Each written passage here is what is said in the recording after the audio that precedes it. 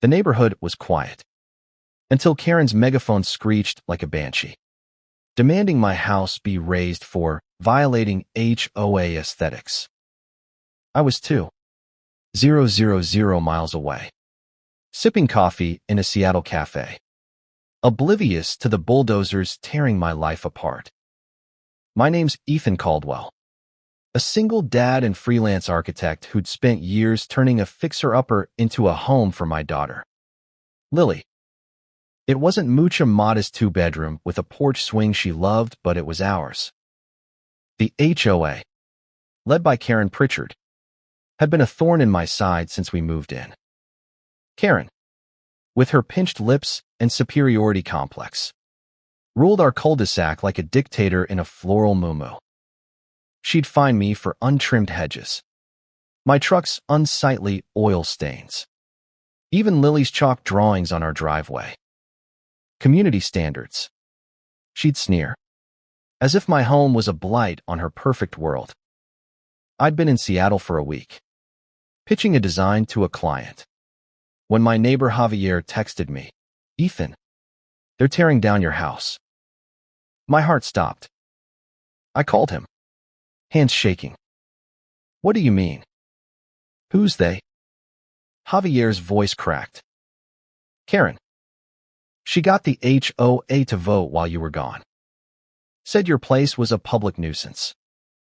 Bulldozers showed up this morning."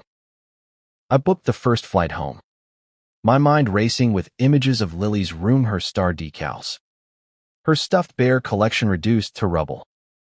When I landed, the sight gutted me. My home was gone, replaced by a jagged pile of splintered wood and shattered glass. Javier and his sister, Mia, stood by the wreckage, faces grim. Karen was there too, barking orders at a bulldozer driver, her chins wobbling as she waved her megaphone like a scepter. "This is for the community's good," she bellowed, spotting me. "Your shack was dragging down property values. Ethan, you should thank me." "Thank you," I choked out, my voice raw. "You destroyed my daughter's home." Karen rolled her eyes, her pudgy fingers dismissing me. "Don't be dramatic. You'll get over it. The HOA has authority." Mia, usually soft-spoken, exploded. "Authority? You forged the vote." "Karen, Ethan wasn't even notified." Karen's smirk didn't waver. "Prove it," she taunted, turning away. I wanted to scream, to shake her until that smugness cracked. But Javier grabbed my arm. "Wait," he whispered. "Look up." Above us, a police drone hummed, its lens glinting in the fading light. "It's been recording since this morning," he said. Karen didn't know they installed those after the vandalism last month. My rage simmered into something sharper hope. The conflict had been brewing for months. Karen's HOA reign was a power trip fueled by petty grudges. She'd targeted me ever since I refused to pay a $500 fine for planting unauthorized daisies in my yard. To her, I was an outsider, a working-class guy who didn't fit her vision of manicured lawns and cookie-cutter lives. But this, bulldozing my home without notice, without legal grounds, while I was away, it was war. I called the police, who arrived within the hour. Officer Reyes, a no-nonsense woman with sharp eyes, reviewed the drone footage on her tablet. Karen, oblivious, kept lecturing the crowd about community pride until Reyes cut her off. "Ms. Pritchard, step over here, please." Karen huffed, waddling over, her confidence unshaken. "This is all above board, officer." The HOA voted, without the homeowner present. Reyes interrupted, her tone icy. "And without a court order. Let's see what the drone caught." Karen's face paled as Reyes played the footage.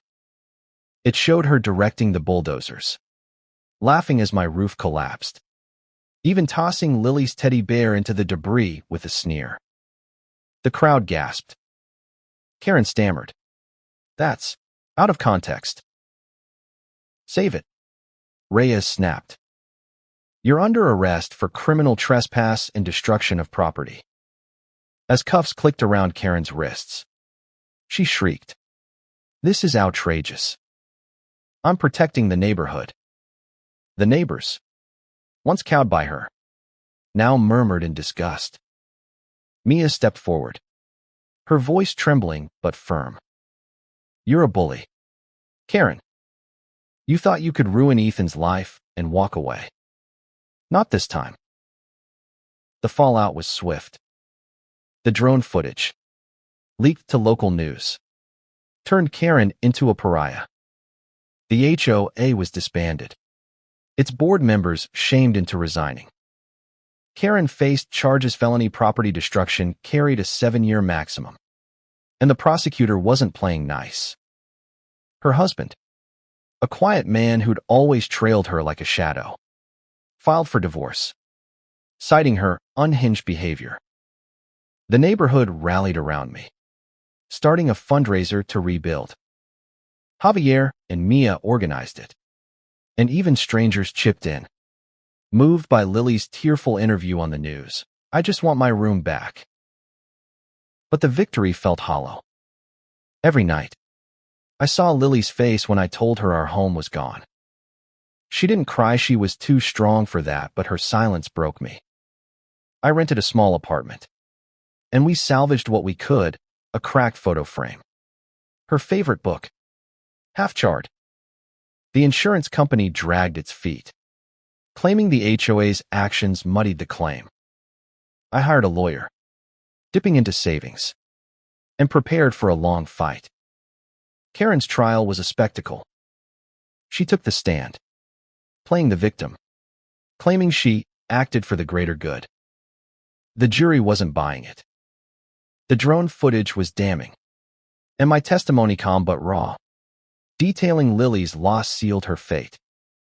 When the guilty verdict came, Karen sobbed, her bravado gone. The judge sentenced her to 4 years, plus restitution. As she was led away, she glared at me, mouthing, "This isn't over." I stared back, unflinching. It was over for her. Rebuilding took time. The fundraiser covered a new foundation, and I designed the house myself. Simpler but stronger, with a bigger porch for Lily's swing. Neighbors pitched in, hammering nails, painting walls. Mia brought coffee every morning, her quiet support a lifeline. Javier joked about adding a Karen-proof fence. Slowly, the house rose, a symbol of something Karen could never touch, community. One evening, as I watched Lily sketch stars on the new porch, I realized the true cost of Karen's actions. She hadn't just bulldozed my home. She tried to break my spirit, my daughter's sense of safety. But she failed. We were still here, scarred but standing. The drone footage, now viral, sparked a citywide push for HOA reform.